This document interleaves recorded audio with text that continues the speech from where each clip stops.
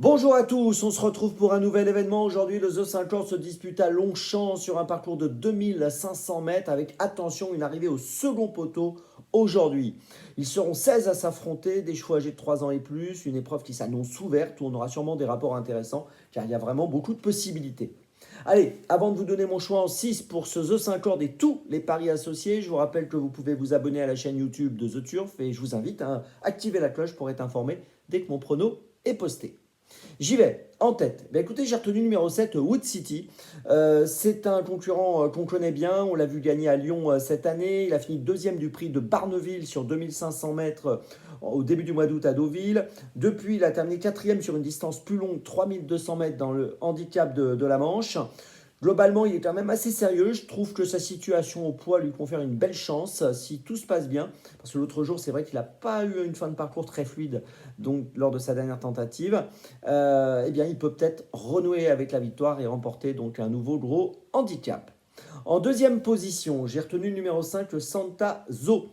Alors, c'est une concurrente qui a été absente entre le mois de novembre 2022 et le mois de juillet 2023.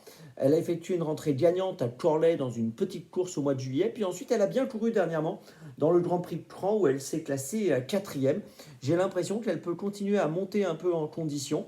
Et si c'est le cas, aujourd'hui, elle n'est pas incapable de finir sur le podium. Attention à elle. En troisième position, j'ai retenu le numéro 8, Agile. Agile a un profil vraiment intéressant. On l'a vu bien gagner au mois de juillet à Chantilly dans un gros handicap. Elle a pris 3 kilos sur ce succès. On ne l'a pas revu donc depuis.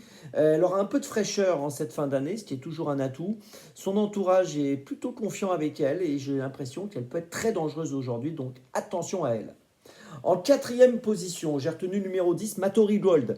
Elle a très bien couru dernièrement dans le prix de la Reine Marguerite en étant battue d'une tête seulement pour la victoire. Sur ses 10 dernières courses, elle a fini 7 fois dans les 4. On ne peut rien lui reprocher. On est obligé de la garder aujourd'hui. Elle fait logiquement partie des plus jouées. En cinquième position, j'ai retenu le numéro 3, Goya Senora. C'est un cheval qu'on connaît bien, il est maintenant âgé de 7 ans. Il a été absent entre le mois d'octobre 2022 et le mois de mai 2023. Il n'a peut-être pas beaucoup de marge au poids avec 58,5 kg, mais il a bien couru dernièrement sur l'hippodrome de Saint-Cloud. S'il répète cette tentative, je pense qu'il peut prendre une 4-5e place. En sixième position, j'ai retenu un autre gros poids dans cette course, le numéro 2, Golden Call. Il portera 60 kg. Alors lui aussi, il n'a pas beaucoup de marge de manœuvre. Il a échoué dernièrement en terminant 8e du Grand Prix de la région Est sur un parcours plus court. Il sera mieux sur 2500 mètres. Au mois de juin, il avait gagné à Chantilly, il faut s'en souvenir. Voilà, si tout se passe bien aujourd'hui, cet élève d'Henri Alexpantal, à mon avis, peut finir dans les 5. Je vous résume mon choix dans cette épreuve pour ce The 50. J'ai placé en tête le 7, puis ensuite le 5, le 8, le 10, le 3 et le 2. Départ de la course à 15h15. On se retrouve maintenant demain pour le prestigieux Qatar Prix de l'Arc de Triomphe. Et d'ici là, avec The Turf, ça va aller.